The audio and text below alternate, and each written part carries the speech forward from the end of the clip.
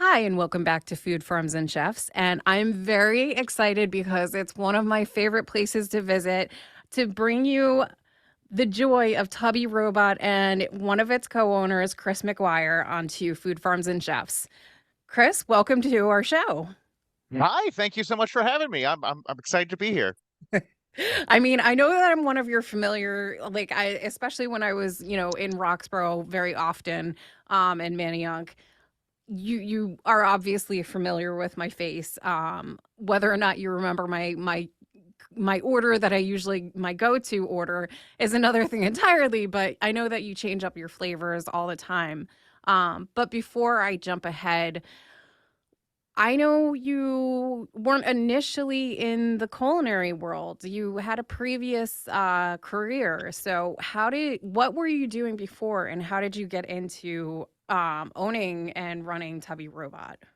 Yeah, before this, I did something completely different. I was a web developer. I worked on a number of websites. So I wrote a lot of code, did some entrepreneurship in the e-commerce world, and this was a pretty hard left turn.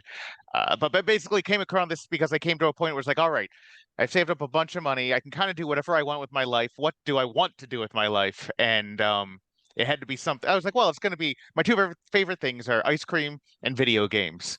So it's either going to be like a video game theme ice cream parlor or an ice cream themed video game. So this is what we ended up doing. And by we, I want to mention that your co-owner is Steve Wright Jr. So I know that's who you're referencing. Yes. Yeah, I've been friends with him since sixth grade. We went to public school together in Philly and yeah, we've known each other ever since. Which is a very long history.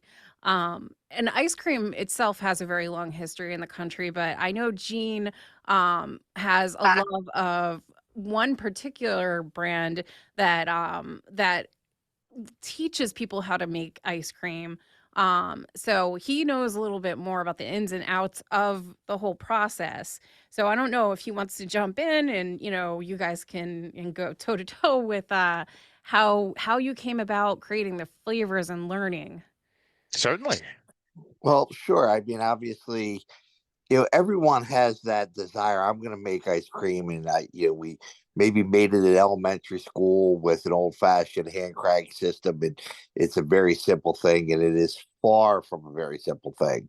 Yeah. Ice cream is an extremely complex thing, and having gone through the program at Penn State and knowing that the ice cream class, and then as well as now being in an establishment where we make our own ice cream and doing all that, it is a you know really intense process, and also a very difficult process to secure really great quality ingredients for, because just like what you did in the computer world, if you put garbage in, you get garbage out, and ice cream, you have to put quality in to get quality out. Um, so what was your transition from coming out of the computer world, and a lot of similarities, I guess, in the mindset, because it really is a science and a process to being in the ice cream world. Well, yeah, like you said, like there's so many things to tweak and so many things to learn, and that really appealed to me because really the gateway is a very dumb story, but people knew that I really liked ice cream just as a avid consumer of it.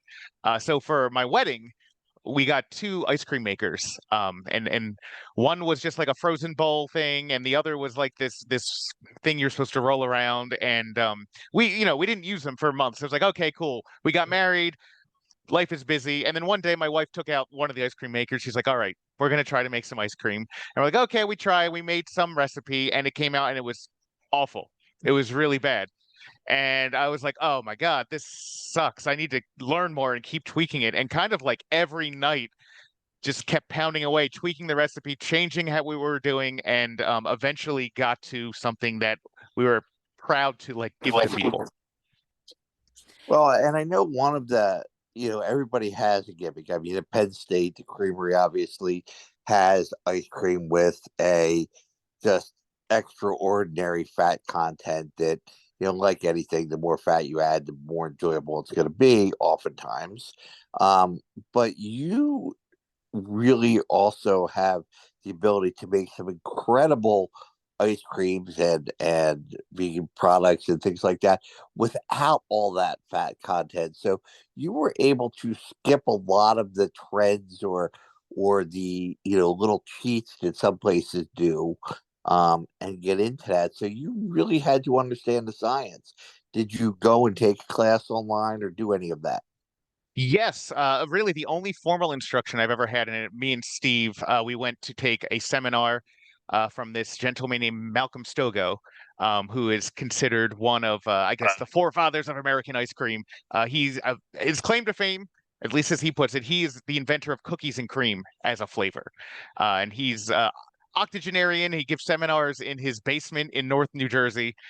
So we shipped up there for a 2-day seminar, and we learned a ton. It was amazing. Like for just 2 days, it felt like weeks. It was great. And I will say that it's paid off because every time that I go there and indulge in one of your ice creams, like on top of the fact that it's just that silky smooth consistency, it's also that you guys really just put a love into like what flavors you create. So, who comes up with the I mean, because I know that you both probably do, but who comes up with like the majority of the flavor combos? Well, yeah, a lot of it's a team effort for sure. There's a couple that like this is like Steve's flavor, and like it's really good, and like we're not going to change it. It's Steve's. But a lot of it, like I actually like a simpler flavor. Our whole thing at Tubby Robot is we love Sundays because I feel like in a Sunday you can could provide not only different flavors but different textures and different temperatures in a way that you can't. Like when you make something into ice cream, it's all the same temperature, right? It's all frozen.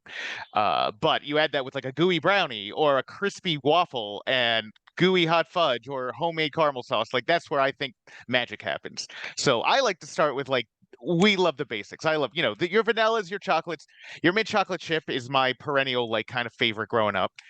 Cookies and cream is one because of our instruction from Malcolm. Like we consider that our signature flavor, like cookies and cream all the time, no matter what. But there's a bunch has actually been from requests from our patrons, and they'll be like, you know what? I really wish you guys did X, and one of them was butter pecan. I'm making it right now, actually. It's on in the background. But butter pecan was not. I never liked. Like I'm never a big nut guy. So I was like, all right, we'll try it out, and I tried a couple recipes and I tweaked them and I was like, I got to a thing that I actually really like. And I'm like, Hmm. wait, I think I like this ice cream after all. It's kind of a pain in the butt to make, but man, it's worth it. It comes out just right. So yeah, it's amazing. Like trying to keep myself open to the idea of new things, even things that I've turned away in the past, going back to them and revisiting them. Like if you put a different spin on it and use, like Gene was saying, like the right ingredients, like it makes a big difference. Yeah. And now I know that you normally work with purveyors that are hyper local because you want the freshest ingredients. But do you ever collaborate with any of the restaurants that are surrounding you in Manayunk? We do. Right now, our newest collaborator is also, I think, the newest restaurant on Main Street. This Italian restaurant called Mia Ragazza. We're friends with the owners, and they're now doing an affogato with our sea salt caramel ice cream. So, yeah, they take a scoop of sea salt caramel and put cappuccino on it, and apparently it's going pretty well because they're getting a bucket every week, a 3-gallon bucket. So that's a lot of scoops. That is a lot of scoops. And for our listeners out there, I am an avid fan of Tubby Robot. I've been there numerous times. I mean, I go there every time I go into Manayunk because it's just so good. My normal signature like flavor to order is your chocolate coconut when it's available. Summertime would be the lavender or vanilla, but I had your sea salt caramel. I was like, this is my new favorite flavor ever. So, Gene, what's one of your favorite flavors? So it's funny you say that because he has one going on in the back right now. I too love simple flavors, but vanilla chocolate is, yeah, I like things that are very focused on a particular ingredient. So something like butter pecan, something like a pistachio. I'm a huge pistachio fan. But butter pecan to me, the custard has to be just perfect. The nuts, the roasting of the nuts, every ingredient. I mean, there's only really the custard and the pecans has to be at their finest to make it perfect. Otherwise, it is just such a commercial yuck product. So if somebody has butter pecan and it's fabulous, I can walk in and say this place knows what they're doing. Awesome. Yeah, we'll have to have you by to try ours because I'm pretty. It's one I'm proud of. So I hopefully it would live up to your standard. And now, how long is the process to make your ice creams? Because I know that you're constantly like switching it up and like offering different flavors. But you're not like a huge ice cream shop. You're like a small like mom and pop kind of shop that's on Manayunk. And so I'm just wondering like how often do you switch up your flavors and how many times do you go through like gallon or whatnot of ice cream? Yeah, we're pretty tiny. But you know, I would say on average, on any given week, we'll go through something like 100 gallons a week. And in the summer, though, we'll go through more like 160. The spring, the heavy 160 gallons, and that becomes a logistical challenge because we are pretty tiny. But in terms of like when we switch stuff out, there's not really a set schedule, except for some of the seasonal stuff. Obviously, like the lavender honey, that's we consider that a spring flavor. Like, oh, the flowers are coming up, eat some lavender. But then the other stuff like blueberries we do in the summer when blueberries are fresh. We do the peach only when peaches are ripened. And a lot of people get angry. Like in June, they'll be like, "Where's the peach ice cream? It's summer." I'm like, "The peaches aren't ready yet," and usually they're not ready until July. So they got to wait a little bit longer for that. But the peach is really good. But yeah, so a lot of it has to do with the seasonality of the fruits. Summer has a lot more fruits available. But I like to do like more cozy things like the butter pecan right now we're doing in the winter. We have a peppermint white chocolate we're doing for Christmas. We kind of think because involves like crushed candy cane and white chocolate. So it makes us think of the holidays. Yeah.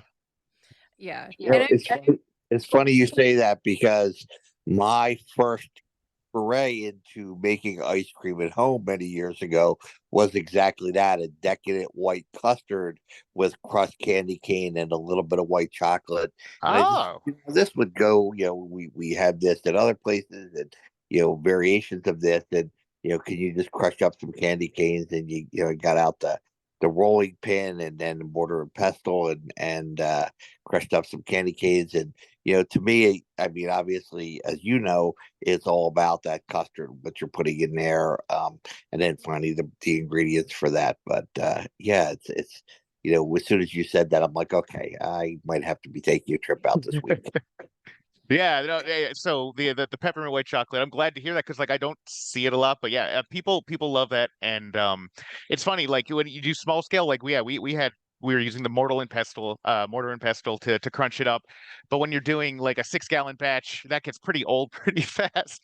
So we were like, how can we speed this up? And now like we totally cheat and we put it into a food processor, and it makes the worst noise in the world. Like if you've never put a peppermint stick into a food processor, it sounds like death, but it makes delicious dust. It works out. I mean, can you break it down ahead of time with like a hammer or something and like a Ziploc baggie and pour it in? Well, see, we've done that, and then I break the Ziploc bag, and then it's a Oh, mess. I'm just like, well, yeah. just I can deal with the horrible noise for a couple pulses. Well, the thing is I appreciate what you do and what you put into creating these ice creams, and Gene will too once he comes to visit because I mean, it's so powerful the flavors that you put in. But you also, in the last few moments that we have with you, I want to mention the fact that you work with your community too, because Manayunk.com, like I know that, Manayunk is very involved and lifts their businesses up and kind of highlights them all the time. But I love that you give back and work with the community. Like I know that the Girl Scout troops, you usually work with Girl Scouts and create different recipes when that comes around, Girl Scout cookies. Um Yeah. so what coming up, because you are year round, what coming up do you have next? Like that you're involving yourselves with? Um, well, I guess the next big thing, which we haven't formally announced yet, but sneak preview, we're going to be sponsoring, and I'm going to be running, with help from some other people, a Super Smash Brothers tournament on Venice Island. So it's going to be a video game tournament, that we're going to have open to all ages, which should be a lot of fun. And the finals are going to be on the stage of the Venice Island Performing Arts Center, which should be pretty cool. So that ties into like the gaming stuff. But after that, there's going to be the Founders Freeze Out, which is an awesome event that we do in February. A lot of the places host ice carvings. So they have people out with chainsaws cutting things in like the shape of the Lucky's logo, lots of stuff like that. And they do a chowder crawl, which we don't participate in because I don't make a chowder, but I would we hope usually not. no, we usually have a good group of people coming by for that event. Yeah. Which is lovely. And so for our listeners out there that are looking to try out your ice creams, to just look up information, where can they find more about you and more about your ice creams and maybe an event calendar? The best place to go would be tubbyrobot.com. That's our website that I crafted with hand loving care, just like everything else. But it's got an old school blog on it, so you can see everything that's coming up. It also has a list of what we're serving at the moment in terms of flavors and sundays, and it shows what game we're playing at the shop. Because every week we have a new classic arcade game. So that's probably the best place to go, tubbyrobot.com. All right. Well, Chris, thank you so much for joining us on Food Farms and Chefs. Thank you so much for having both of you. This was wonderful. And it was. And I'm sure Jean also enjoyed it too. Did very much. I'm looking forward to coming out and trying some. All right. Thank you so much. And we will be right back after this short break. Hi, and welcome back to Food Farms and Chefs. And I'm very honored to have the executive chef of Panorama Wine Bar, Anthony Sabato. If I could mess up a name. Close enough. Sorry. But welcome to Food Farms and Chefs. And if you want to repronounce your last name, I would love it. DeSabato. DeSabato. Thank you. I apologize. No worries. Welcome to Food Farms and Chefs. Thanks for having me. So, Anthony, Panorama certainly, I don't know if there's any restaurant that is much a staple of the city of Philadelphia anymore as Panorama. In years past, we had other great, restaurants in the area. We had, Lebec for years and Bookbinders and everybody's gone kind of the wayside, and Panorama still, is that staple down there, uh, you know, right in Old City and wonderful. One of the first things that I want to point out is that Panorama, aside from being an amazing restaurant with a hotel or options as part of it, has one of the largest cuvées in the world. So for our listeners, if you can explain to them what a cuvée is and why that is so important in what you're serving and how it blends well with wine and what that whole experience is. So basically, we have 120 bottles on tap. So it's a nitrous provided. It's basically like the same as a beer system, but it's nitrogen instead of CO2. So you put a bottle on there. It pretty much extends the life of the bottle. Probably depending on the wine, Bordeaux is a little less than everything else, but for like a Cabernet, you can get another probably about a week out of it sitting on the tap, and it gives customers a chance to. We do wine flights here, so you get a 2.5 to 3 ounce pour. So you're able to try multiple types of wine rather than having to buy a bottle or a full glass. You're able to see what you like, what you don't like, try new things you never heard of. We have wines from all over the world, New World, Old World. It's some great choices on the list. That is one of the things that when I was delving into the world of wine and getting my feet wet, I used to go to Panorama all the time and get a myriad of different flights, and you had, such a collection of different flights to try. You would go to, they would constantly be changing, and it was just an incredible opportunity to try wines in a very comfortable setting, and you could pair that with what is some of the best food in the city of Philadelphia, Thank you. and just simply amazing Italian food. And I know that, the bar itself makes recommendations for the food as well. Your menu is ever changing. So where do you draw your influence from? What is your background as an executive chef? Was it family growing up? How did you, really delve into and become the Italian chef that you are? A lot of it stems from just Sundays with my grandfather and family growing up. Sunday dinners were a big thing. They still are in my life. A lot of my family's from South Philadelphia. That's where I started my career at. Worked at a lot of restaurants down there, BYOBs throughout the city. It's in a sense comfort food, but we do it too. We bring it up a little bit in scale and kind of make it more modern and more center plate and more photo aesthetic, where it's not just the gravy and that you grew up with. We try to kind of class it up a little bit, but it's a lot of stuff that my owner's from Naples, so it's a lot of recipes that he grew up with, that his father they used to cook and all. So it's it all comes back to family. Oh yeah, you're far more than just, a pasta and gravy restaurant. I mean, Yeah.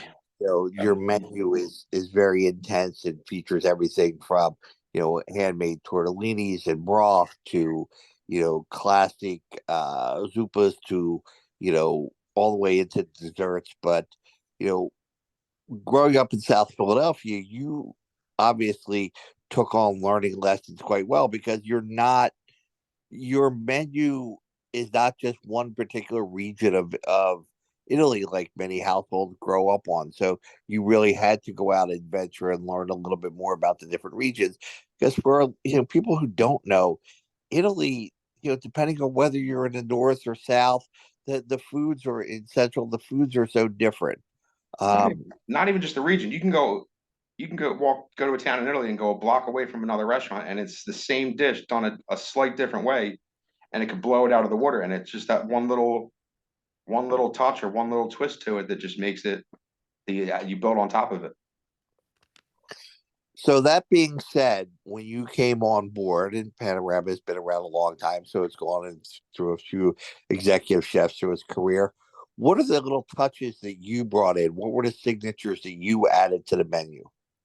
Just small tweaks here and there. I mean, the menu I've been here about a year. It'll be a year next week. The menu that the previous chef had was wonderful.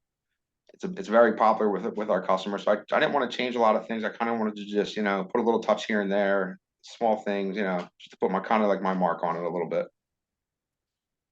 Well, that is, when I talk about those establishments in the city of Philadelphia, I throw out Beck Binders and Lebec and places like that. What Panorama is to me is that celebration, that life moment, those great experiences where, I have to go because everything is going to be perfect, and that's what, to me, Panorama is. It's, the table service, it's the wine selection, it's the food, it's the dessert, it's the ambience. If you happen to get up, on the second floor, and, the still the stone and brick walls that are up there, and everything like that. And one of the things that people don't realize that you do a lot of is you do a lot of catering. You have a lot of small rooms up, that are available for events. I've been up there and I've done numerous team building activities, there as well, where we had groups of 30 or 40 in doing different things in corporate meetings and all. And that's a whole big part of your world. But those life moments. So yes, having that menu that everybody's comfortable with is a great thing. If Well, you're and going also through the menu, what is your items that you personally, if you're going to sit down and have dinner, that you just say, what, this is what I'm having tonight? like after a night of work, or if I'm treating myself, If you're treating yourself. it would probably be A nice steak, a good ribeye or a good New York strip. Okay. But most And of the how time, about, it's literally a bowl of cereal. yeah, the typical chef diner. Or Wawa. Wawa makes a great sandwich, and it's Right, right, awesome. right. I always love there's a great Anthony Bourdain clip where it's the cooks sitting on milk crates around the trash can eating dinner. Yep. And that's the reality of a kitchen where everybody thinks that we sit down to white tablecloth dinners and we have this phenomenal food every night. It's like, no, whatever we can shove in our mouth at In whatever 5 minutes. time. Yep. Yeah, it's like we have the worst diets in the entire world because you know we have very limited time and we have to put something in ourselves and that's it. And if we're lucky we can pick a couple scraps through the course of the night. But I digress, and What? I that 2-minute conversation there tells me everything I need to know about you, because we shared many of the common roots. So it's a thing in itself. Yeah. Well, um, and you were talking about like staple restaurants in the city. I started at the Saloon in South Philadelphia, so I compare Panorama, La Familia, and the Saloon as probably that's three of the greatest restaurants in this city that are still here, still thriving. They've been around for 40 plus years, and it's literally you go there and you don't have to worry about a thing. It's not like going to Jean Georges where it's a 15-course meal. You're eating, you're leaving happy, you're leaving full, and you're leaving with a great experience. And you know what? You did hit that trifecta of great Italian restaurants and great stable places where every time you go, you're going to have the amazing meal. And, you can go to places like Fork, you can go to some of the new upcoming restaurants and try to experience. But if you want that, And they're all amazing. Yep. They're phenomenal restaurants, but it's just, some things get lost in translation sometimes when it comes to pleasing the customer, I think, where it's more about like, we want to put out a beautiful product, but it's like, sometimes it's we want to put out what we want to cook and then some people don't like it, or nowadays it's tough. Exactly. Especially like I'm a food person, so my mind is a little bit more open when I go someplace and I get some kind of fusion creation, and I'm like, okay, I get that. I got what they were going for and things like that.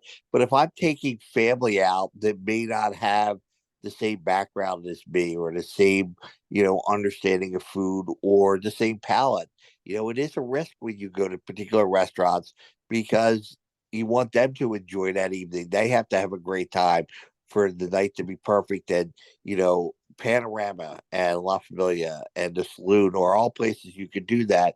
But, I always default to Panorama because of, for me, the wine experience. And the other two have great wine lists and, things like that. But the wine experience at Nothing in Panorama, comparison to our wine list here at Panorama. It's there really isn't. just on, we have 120 on tap, and then we have our cellar downstairs, our reserve list, and there's probably another 1,100 bottles down there. Great vintages, and it's insane sometimes. And it's inspiring, I'm sure, from a culinary end to work with food and do some specials that can blend into that. Do you ever just go down and, as you're thinking about doing something, say, wow, what can I create that's going to go really well with this? Yeah, Will Arsam here and our general manager, he's constantly pulling bottles up and letting us taste things and like, this could work with this and we should try this. So we go back a lot, back and forth with things, trying to pair it up. Well, listen, I'll send my number over to you. So when he's pulling bottles out of the basement, you can call me. I'll come down and sit with you and You got it. brainstorm, You got it. in a We heartbeat. also offer a wine class here at the end of the month, on every month, the last Sunday of every month. It's a great class. You come, you get to learn about it, you get to taste things, and it's a good experience. I'm very glad because I actually forgot about that, and I'm very glad you pointed that out. So, being other things that you do, what, if anything, do we have coming up for the holidays that we could be looking forward to as another reason to get out to Panorama when people are heading down into the city and doing the market and things like that? Do you have anything going on for the season? As of right now, no, we have a ton of holiday parties coming up with the next few weeks with Christmas and all, a lot of corporate events. It gets a little hectic this time of year. Oh, absolutely. I mean, I'm in the catering and events industry. I understand. I have a week full of parties ahead of me and doing all that. And for you to be producing that quality of Italian food in multiple courses. And, you carry that right over. A lot of places, will have, okay, this is my restaurant menu, but this is my catering menu. The two don't blend together. And that's not the case at Panorama. You carry over what you do into, large groups. And that's not an easy transition to do. So it says a lot about the chefs that you have working for you and your talent in doing that. Um, as well, you do custom menus for a lot of your catering events, if I'm correct as well, correct? Yes, yeah, we offer three different catering menus. We offer a wine tasting menu. We offer just like a banquet menu, hors d'oeuvre menus, cocktail party menu. We have I think about 6 or 7 different types of menus that we offer, depending on the event that you want to have. Right.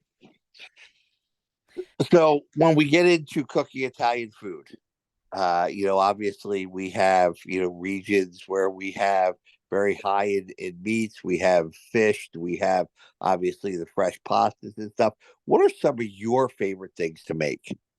My favorite, I love cooking pasta. I could eat pasta every day. Yeah, you and me both, but my waistline wouldn't agree with that too often. Well, So they say that that's not true anymore. That's like an old wives' tale that the pasta's bad for you.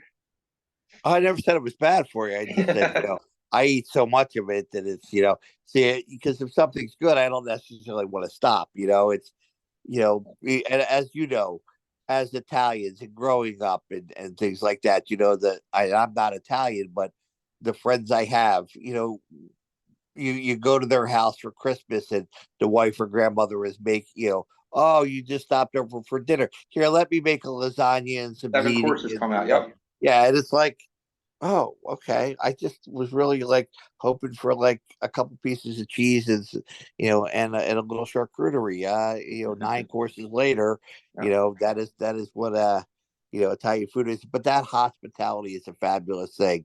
My kids laugh. I do the Feast of the Seven Fishes at my house every year. My favorite dinner of the year. For them, and they were like, Dad, it's the Feast of the Seven Fishes, you have 16. I'm like, well, yeah, I didn't know where to stop. Yep. Yeah.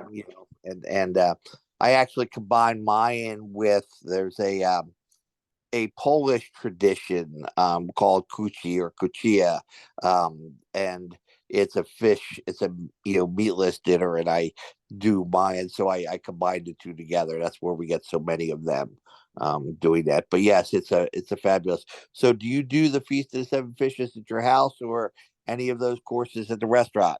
I go to my aunt's house every year for it every Christmas Eve. We've been doing it as long as since I've been born. There's I encourage you this Christmas season and our listeners. There's a movie you can get. I believe it's on Amazon Prime. It might be Netflix. It's called The Feast, and it's actually filmed out in Pittsburgh in their Italian, in their Little Italy out there, and it's about the 1960s, 70s, maybe even 80s, but growing up in a very working class Italian neighborhood, but about the value of the feast and what it's all about. And it's introducing somebody who's not from that. It would be like taking somebody from the main line and bringing them to South Philadelphia for the feast. And that's kind of what the movie is based on.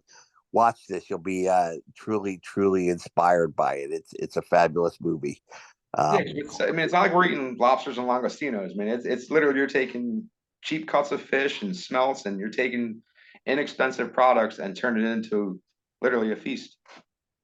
Oh, absolutely. And of course, everybody's going to have, the cuttlefish or the squid Yep. and those dishes. But Bacala and the yeah, but bacala, which is, okay, let's take one of the worst products on the face of the earth and make it delicious. But it yep, takes so much love and soak it for three so days. much Yeah. effort into, soaking it and draining the water and doing all that. And, the process of it all, doing that. Um, so that being said, what other wonderful Italian things do you like to inspire yourself with come the holidays? Honestly, the pastries, the Christmas cookies are probably one of my favorite things of the year. If it sells, I could eat a million of them. Yes, I'm actually going to make a batch this evening. So Send some over. as we wind down here, we're down to our last minute of talking about Italian food. Tell our listeners out there where to find information about Panorama, about the wine classes, about the catering and everything that goes with it. Everything's available on our website, our Instagram. It's all Panorama Wine Bar. We're all over social media.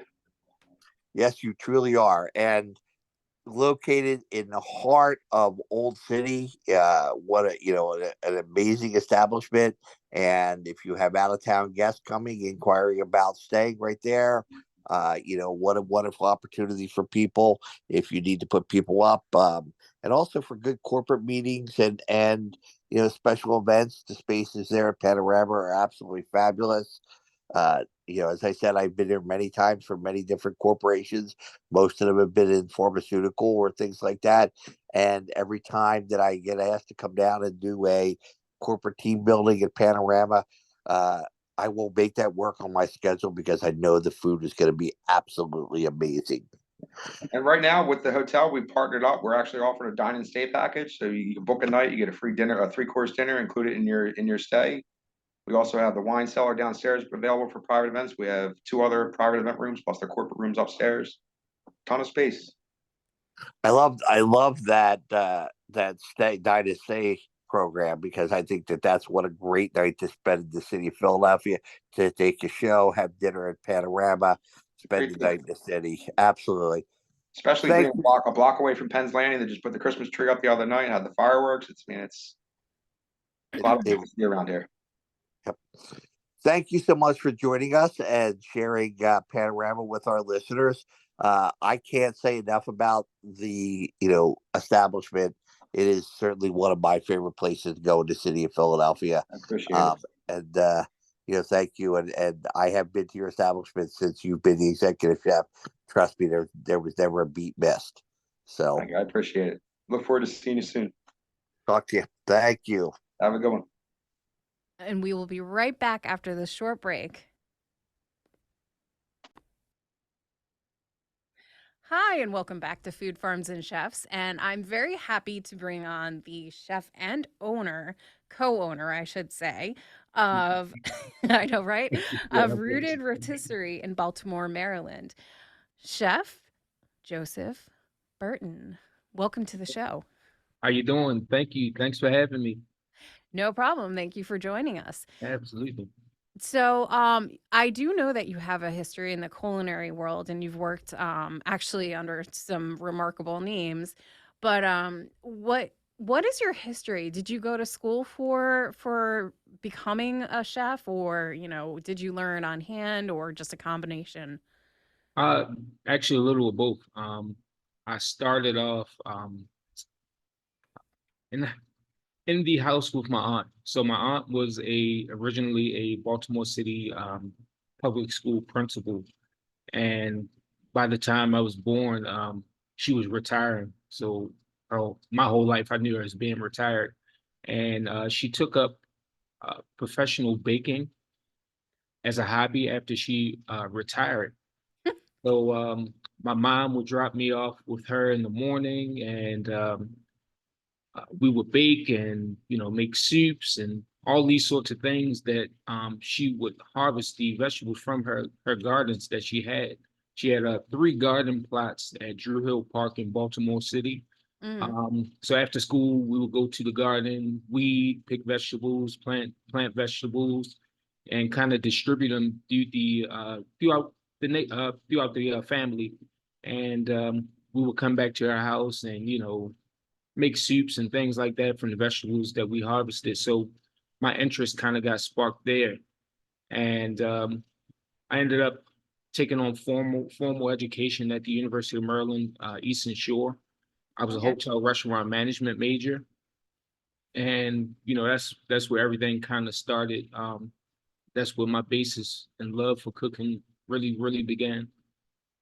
I mean, having I'm going to use some puns in this, but having a history where seeds were planted in your upbringing, where you have that love and those, you know, amazing memories of cooking alongside of a family member, a loved family member, and learning how to do so from somebody who you said, was doing that professionally as a hobby, Yes, is remarkable too, because then you're learning the various techniques as you're growing up, something that not everyone is privy to. Um, absolutely. so I'm sure that that added to your education and just your base knowledge. So you had a little bit of a leg up over some of your fellow students. Yes, absolutely. It was pretty cool because like you said, by the time I had gotten to hospitality school, kind of had a leg up on everyone. I was familiar with a lot of the terms and techniques, and it actually made me one of my chef instructor's favorite students. And he would kind of nurture me on the side. We would have our labs, our daily labs. Sometimes 2 or 3 labs in one day, and he would always ask me, "Hey, Joe, would you like to stay after class to, learn a little bit more one on one?" And of course, I always said yes. I was always fascinated that he thought that highly of me, and he would show me little things on the side, outside of class, and put me in a few, cooking competitions, and yeah, I really gained a love for culinary as a whole. I'm sure you did, especially with somebody taking them under your wing, not just actually if you're a family member, but then your professor as Yeah, well. Like you really absolutely. kind of got guided into you landed into a career that you were probably meant to be in because it was Really? just like angels along the way. Yeah, it just guided me right in. Yeah. Yeah. So along that path, when did you meet your wife? Because your wife is the other co-owner of Rooted Rotisserie. Yes. So my wife and I actually met at the University of Maryland Eastern Shore.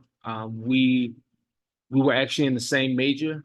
Um, we met each other in facilities management class. Um, she had a regular seat in the class, and someone had taken the seat in the class that day, and I just noticed her looking around, for a seat, and I said, "Hey, you can sit right here." And we ended up getting paired together in a group project, and we became good friends, and one thing led to another, and here we are married, opening up a restaurant.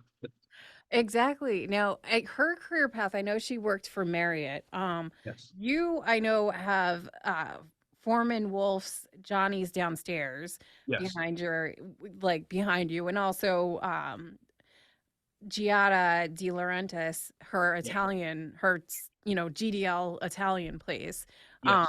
which obviously that's a high end, like that's a higher level than both of you have worked in a high level because Marriott, not to knock Marriott, but Marriott has, exquisite restaurants attached to them too. Oh, absolutely, absolutely. So I know that from my research, some of what sparked this particular concept of your restaurant was your travels to France. Yes.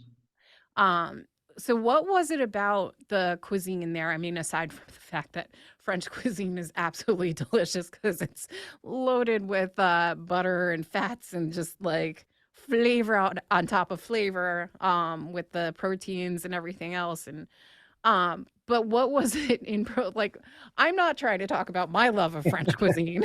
No, everybody loves French cuisine. It was it Well, was it was basically um let's see. So I'm classically French trained. Most of what I learned in hospitality school is of French origin, and it's always been a love of mine. So as far as I can remember, I've been dreaming of going to France. So when I finally started professionally cooking and really, having French food, I had the pleasure of working beside a French restaurant that I worked like very closely with. It was a sister restaurant of Johnny's downstairs. It's actually, I believe, their second concept in the Foreman and Wolf Company, which is Petite Louise.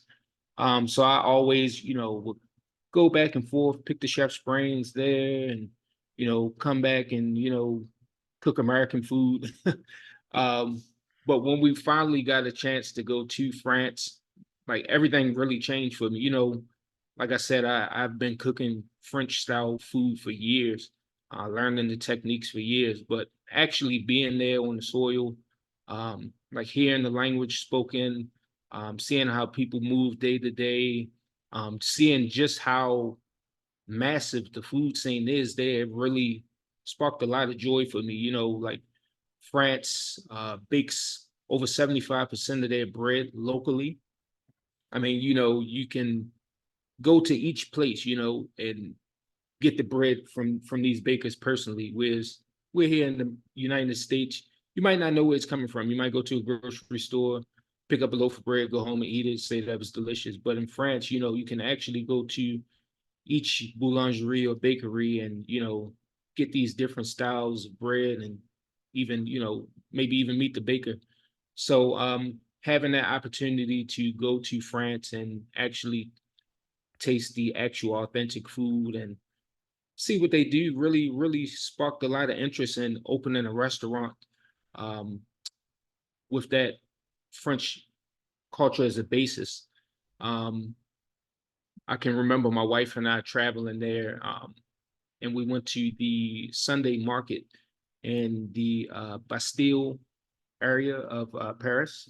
Hmm. And, I always, everybody always jokes when I say I'm not the biggest fan of chicken, but I really wasn't. And that I think stems from the preparation that I've had in the past. Like, it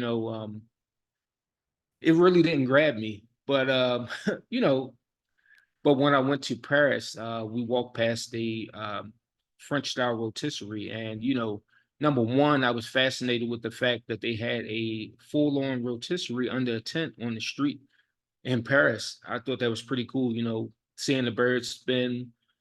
And I told my wife, I said, hey, let's, try this chicken. And she's like, really? You want chicken? Out of all the things that they have in Paris, you want to try a rotisserie chicken? So I'm like, yeah, let's try. I mean, it looked great. The guy cut the chicken with scissors instead of, a knife or cleaver. So I thought that was pretty cool. They put the chicken in a insulated foil bag instead of, some type of cardboard to go container or plastic box. And I just really enjoyed the whole experience. And the line was, down the street. So went back and got this chicken and we ate it in the lobby of the hotel. And when I tell you I had a revelation, that's an understatement. I mean, it was delicious. Like, I mean, never had I had a chicken that was cooked through to the bone, like the bones had become tender. It was cooked so well. Hmm. Tender. And, me saying all these things, you would think that that chicken would be dry, but it wasn't. So I'm like, wow, maybe, I've had rotisserie chicken here in Baltimore many, many times, and none of it really, did anything for me, So I started like researching French style rotisserie, all of the French style rotisseries that were in New York and Washington, D.C. And I realized that we didn't have any of that sort of thing happening here in Baltimore. The closest you could get is, a Peruvian style chicken, which people love, but it's its own class. So started researching ovens and whatnot to see how I can make it as authentic as possible. And the type of oven that would allow me to do that was a Rotisalt France. So I begun searching for this French rotisserie oven called a Rotisalt France. And I luckily found one in New York. It was a guy selling one in New York. There were only three available Wow. in the United States, one in New York, one in Florida, and one in Los Angeles. So obviously I'm in Baltimore, so I gravitated to the one that was in New York. And I was able to acquire it. And then that's when all of the magic happened, started writing recipes, like writing a overall menu for this restaurant based around that oven. And it's really a fascinating thing. I mean, every day is still different. I still learn something new about French style rotisserie every day I come into the kitchen. So it's really a beautiful thing, and people have thoroughly enjoyed it in Baltimore so far. Yeah. Now, let's talk a little bit, not just, I mean, obviously that's deeply rooted, no pun intended, but deeply Yeah, yeah, rooted yeah. in what you offer, obviously. But what are some of the other menu items that you have come up with and for people who come to visit? Okay, sure. So one of my favorite dishes on the menu might sound a little funny, but one of my favorite dishes on the menu is a vegetable. I've done a broccoli au gratin. Okay. So what that is I take in blanch broccoli florets in salted water. Once I blanch them in salted water, I toss them in a Calabrian chili dressing. Has shallots, Calabrian chili, rosemary, thyme, salt, good bit of olive oil, black pepper, and I toss that broccoli in that mixture. Then I coat it with a Parmesan bechamel Okay. sauce, which is really rich, really fatty, really cheesy. I Uh, was gonna say that's a wild difference yeah, of flavor profiles, I feel like. and and I forgot to add it has lemon zest in that chili mixture also. Then I top that whole thing with toasted panko that's been tossed in olive oil. And I mean, the dish is it's really perfect. I'm not just trying to cheat my own horn, but it really works. It's my play on broccoli and cheese. I feel like broccoli always kind of gets left out, left behind. Either you're steaming it, sprinkle a little salt on it, or steaming it, drizzling it with butter and maybe a squeeze of lemon. But I really wanted to kind of transform it and take it to the next level. And every time someone orders it, the feedback is always that they weren't expecting that. Yeah. And you know, Especially, I feel like especially with the spicy kick, it probably surprises a lot of people's yeah, palates. yeah, surprises them. It's a Calabrian chili. So it's got a bit of a kick to it, but it's more fruity than anything.